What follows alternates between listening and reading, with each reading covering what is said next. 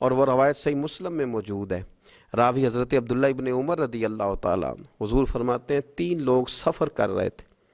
یہ آپ اندازہ فرمائیے، صحیح مسلم کی حدیث ہے۔ ایک یہ رنگ بھی ہے اللہ کو منانے کا، ایک یہ انداز بھی ہے اس کی بارگاہ میں گزارشات پیش کرنے کا، یہ بھی ایک طریقہ حضور نے ہمیں بتلایا۔ اگرچہ اپنی نیکیوں کو چھپانا چاہیے، نیکیاں جو چھپی ہوئی ہوتی ہیں وہ قیمتی ہوتی ہیں۔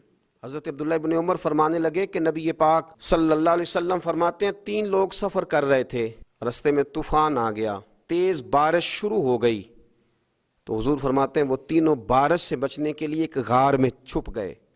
ہم کو پتہ ہے پرانے زمانے کے اندر غاریں ہوتی تھیں، اور لوگ جب سفر کرتے تھے لمبے تو پتھروں اور پہاڑوں کے بیچ میں سے سفر کرتے تھے۔ وہ غار کے اندر چلے گئے۔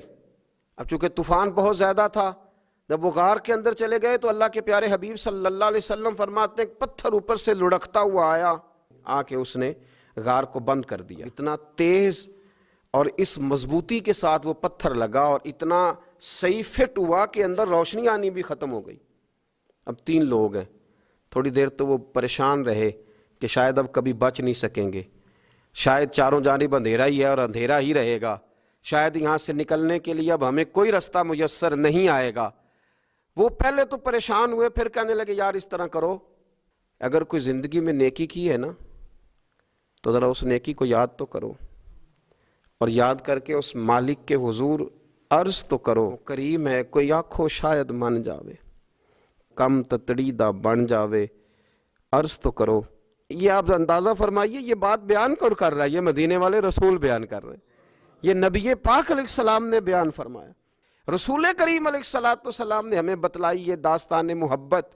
حضور فرمانے لگے ایک نے ان میں سے ہاتھ اٹھائے اور اس نے انداز کیا چھیڑا، عرض کرنے لگا اللہ تو جانتا ہے نا میں نے بکریاں رکھی ہیں، میں غریب ہوں، مزدور ہوں، اور مالک تو یہ بھی جانتا ہے کہ میرے بچے بھی ہیں، بیوی بھی ہے، پر میں جب بھی گھر لوٹا ہوں تو دودھ میں نے بچوں اور بیوی کو پہلے نہیں دیا، بوڑھے ماں باپ کو پہلے دیا۔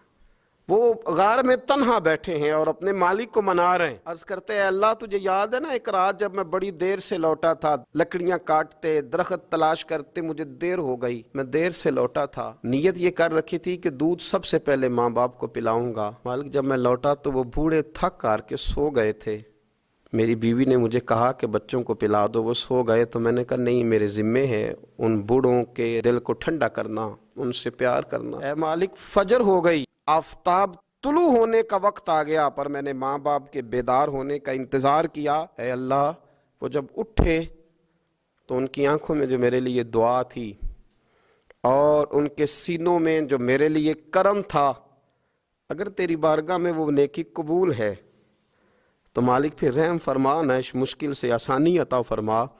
سنو سنو، رسول کریم صلی اللہ علیہ وسلم فرماتے ہیں کہ اس بندے کی دعا مکمل ہوئی تو پتھر تھوڑا سا سرک گیا، اور اتنا سرکا کہ آسمان نظر آنے لگا۔ جس نے ماں باپ کو منایا ہے، ان سے پیار کیا ہے، پھر یہی بات وسیلہ بن جائے گی رب کے ماننے کا۔ پھر رسول کریم صلی اللہ علیہ وسلم فرمانے لگے، دوسرا بولا اور عرض کرنے لگا کہ اے اللہ تو جانتا ہے مجھے اپنے چچا کی بیٹی بھانے لگی تھی، میں اس کی طرف رغبت کرنے لگا تھا، اور میں نے جب اس سے جا کے ارادہ کیا کہ میں تیرا طالب ہوں تو اس نے مجھے کہا کہ پہلے 100 دینار لاؤ، تو اللہ میں نے مشقت کر کے 100 دینار جمع کیے، اور جب میں پوری طرح اس پر حاوی ہو گیا، وہ میرے قبضے میں آ گئی اور گناہ کا میں نے ارادہ کر لیا، تو اس عورت کے منہ سے ایک جملہ نکلا کہ اللہ سے ڈر، اے مالک وہ میرے قبضے میں تھی، اے اللہ میں گناہ پر قادر تھا، میں چاہتا تو گناہ کر لیتا، لیکن جب اس نے تیرا نام لے کے کہا نا کہ اللہ سے ڈر، اللہ میں ڈر گیا، میں اسے چھوڑ کے آ گیا۔ اگر تجھے یہ بات پسند ہے تو پھر نکال دینا اس مشکل سے، پھر کر دینا کرم۔ اللہ میری بھی تو چڑھتی جوانی تھی نا، میں بھی تو سب کچھ کر سکتا تھا، پر تیرے لیے، تیری خاطر میں لذت گناہ سے باز رہا، تو اللہ تو رحمت فرما دے۔ حضور فرماتے ہیں اس کی دعا مکمل ہوئی تھی کہ پتھر تھوڑا اور سرک گیا۔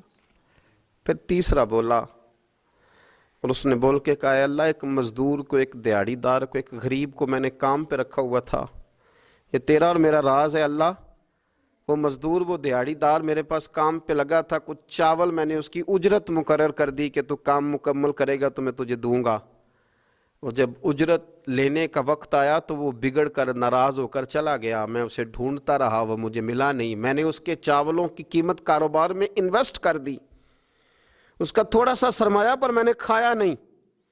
پھر وہ مجھ سے میں کاروبار کرتا رہا اور اتنا کاروبار کیا کہ بہت ساری گائیں اور ان کے چرواہے تیار ہو گئے. وہ سالوں کے بعد لوٹا. میں نے اس غریب کا مال کھایا نہیں بلکہ بڑھایا، محفوظ کر کے رکھا. وہ سالوں کے بعد لوٹا اور کہنے لگا میرا مال. تو میں نے کہا وہ ساری گائیں تیری ہیں، وہ چرواہا تیرا ہے، یہ سارا کچھ تیرا ہے. تو کہنے لگا تو مجھ سے مذاق کرتا ہے، میں غریب کہاں اور اتنی بڑی گائیں کہاں، تو مذاق کرتا ہے. تو میں نے کہا مذاق نہیں، میں نے اپنے رب سے ڈر کے تیرے مال کی حفاظت کی، یہ تیرا ہے. اے اللہ میں کھا بھی تو سکتا تھا نا، پر تجھ سے ڈر کر میں نے وہ سارا محفوظ رکھا. اللہ اگر تجھے میری یہ ادا پسند ہے تو پھر آج مان جانا، آج راضی ہو جا. اللہ کے رسول فرماتے ہیں اس کی دعا مکمل ہوئی تھی کہ پتھر لڑکا اور ان کے لیے رستہ بن گیا. وہ باہر آ گئے تو حضور نے ہمیں بتلایا کہ وہ تمہاری نیکیاں جو چھپی ہوئی ہیں، وہ تمہاری نیکیاں جو تم نے خالص اللہ کی رضا کے لیے کی ہیں، ان نیکیوں، ان اعمال کا وسیلہ بھی تمہارے رب کے ماننے کا ذریعہ بن جائے گا.